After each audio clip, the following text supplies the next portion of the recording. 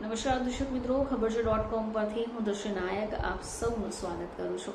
મિત્રો, આપણે સૌ જાણીએ છીએ કે સમયાંતરે જેમ આપણા ગ્રહોની ચાલ બદલાય છે તેવી જ રીતે આપણા જીવન પર પણ મોટી અસર પાડે છે. તો જ્યારે કોઈ ગ્રહ અસ્ત થાય ત્યારે તેનો પ્રભાવ થોડા સમય માટે કમજોર થાય.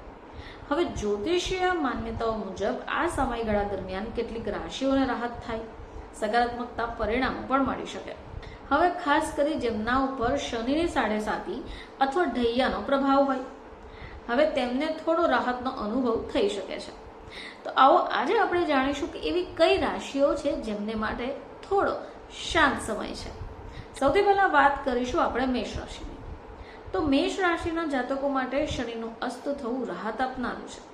7.5નું દબાણ થોડો ઓછો અનુભવાય, ખર્ચ પર નિયંત્રણ રાખવું સરળ થશે, આર્થિક સ્થિતિમાં સુધારો થાય, લાંબા સમયથી અટકેલા કામો હવે ગતિમાં આવી શકે, આરોગ્ય સંબંધિત સમસ્યાઓમાં ઘટાડો થાય અને વિદેશ સંબંધિત કાર્યોમાં સફળતા મળી શકે છે.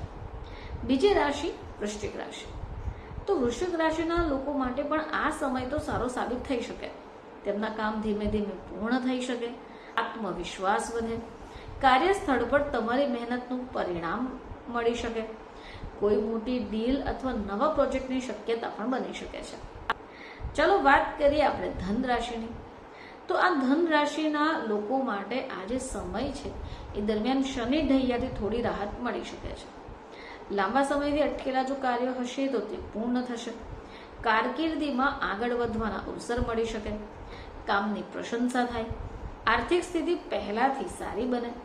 કુલ મળી આ જે સમય છે એ ધન રાશિના જાતકો માટે ધીમે ધીમે સકારાત્મક બદલાવ લાવી શકે છે. ચલો વાત કરીએ આપણે કુંભ રાશિની. તો કુંભ રાશિના લોકો માટે પણ આ સમય લાભદાયક રહી શકે છે. 7.5ના પ્રભાવથી થોડી રાહત મળી શકે છે. મહેનતનું સારું ફળ મળવાની પણ ફૂલ શક્યતાઓ છે.